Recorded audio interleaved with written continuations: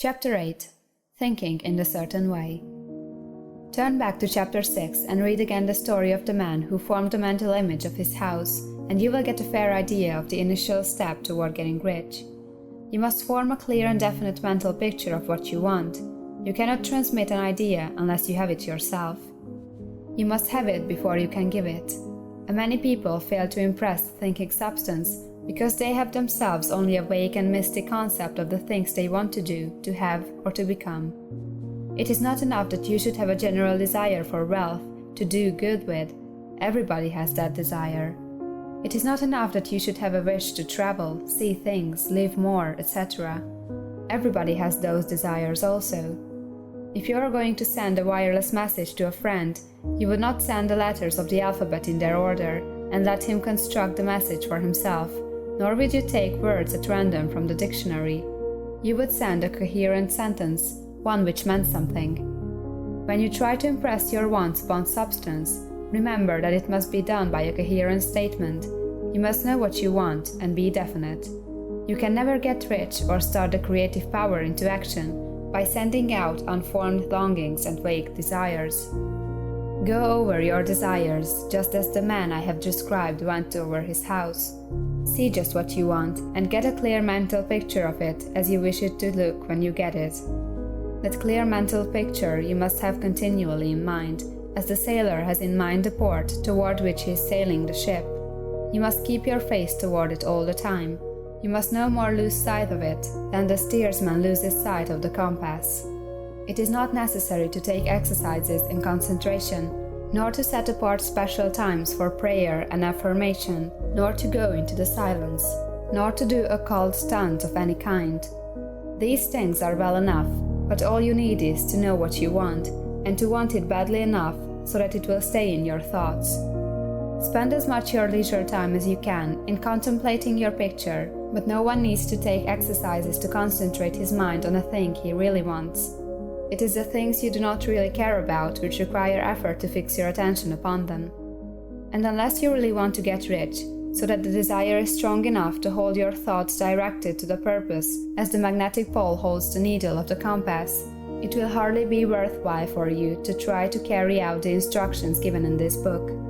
The methods herein set forth are for people whose desire for riches is strong enough to overcome mental laziness and the love of ease, and make them work. The more clear and definite you make your picture then, and the more you dwell upon it, bringing out all its delightful details, the stronger your desire will be, and the stronger your desire, the easier it will be to hold your mind fixed upon the picture of what you want. Something more is necessary, however, than merely to see the picture clearly. If that is all you do, you are only a dreamer, and will have little or no power for accomplishment. Behind your clear vision must be the purpose to realize it, to bring it out in tangible expression. And behind this purpose must be an invincible and unwavering faith that the thing is already yours, that it is at hand and you have only to take possession of it. Live in the new house mentally until it takes form around you physically. In the mental realm, enter at once into full enjoyment of the things you want. Whatsoever things ye ask for when ye pray, believe that ye receive them, and ye shall have them, said Jesus. See the things you want as if they were actually around you all the time. See yourself as owning and using them. Make use of them in imagination just as you will use them when they are your tangible possessions. Dwell upon your mental picture until it is clear and distinct, and then take the mental attitude of ownership toward everything in that picture. Take possession of it, in mind, in the full faith that it is actually yours. Hold to this mental ownership. Do not waver for an instant in the faith that it is real. And remember what was said in the preceding chapter about gratitude. Be as thankful for it all the time as you expect it to be when it has taken form. The man who can sincerely thank God for the things which as yet he owns only in imagination has real faith. He will get rich. He will cause the creation of whatsoever he wants. You do not need to pray repeatedly for things you want. It is not necessary to tell God about it every day. Use not vain repetitions as the heathen do, said Jesus to his pupils, for your Father knoweth that ye have need of these things before ye ask him. Your part is to intelligently formulate your desire for the things which make for a larger life, and to get these desires arranged into a coherent whole, and then to impress this whole desire upon the formless substance, which has the power and the will to bring you what you want. You do not make this impression by repeating strings of words.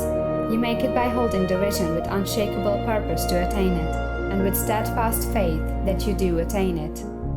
The answer to prayer is not according to your faith while you are talking, but according to your faith while you are working. You cannot impress the mind of God by having a special Sabbath day set apart to tell Him what you want, and then forgetting Him during the rest of the week. You cannot impress Him by having special hours to go into your closet and pray, if you then dismiss the matter from your mind until the hour of prayer comes again. Oral prayer is well enough, and has its effect, especially upon yourself, in clarifying your vision and strengthening your faith. But it is not your oral petitions which get you what you want. In order to get rich, you do not need a sweet hour of prayer, you need to pray without ceasing.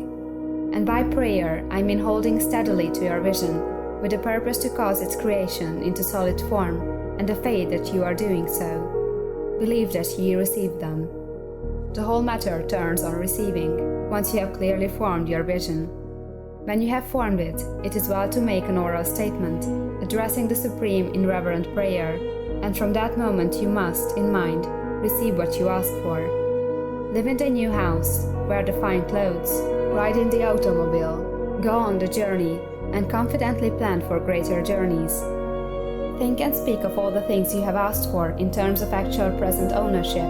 Imagine an environment and a financial condition exactly as you want them, and live all the time in that imaginary environment and financial condition. Mind, however, that you do not do this as a mere dreamer or castle builder.